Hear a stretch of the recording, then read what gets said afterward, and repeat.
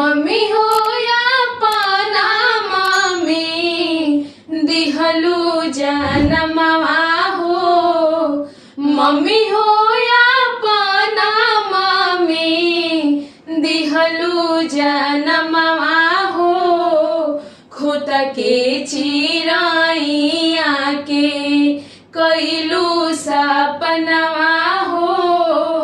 खोत के चिराइया के कैलू सपनवा हो।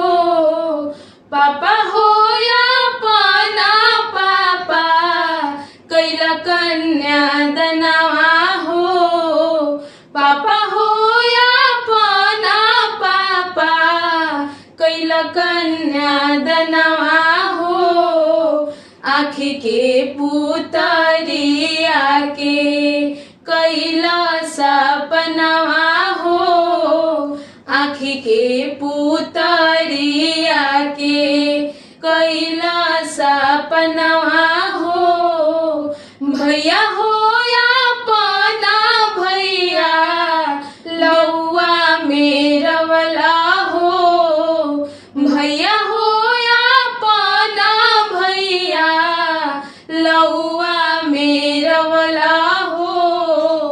डोलिया भैया हो या पाना भैया लौआ मेरवला हो।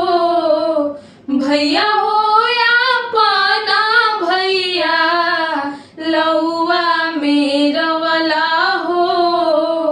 डोलिया चढ़ाई भैया बनला कहरवा हो।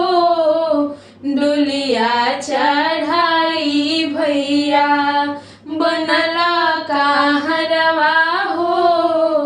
मामा हो या पाना मामा इमली घोटवला हो। मामा हो या पाना मामा इमली घोटवला हो। आपन सुंदर भगिन के आजू बिसरवला हो।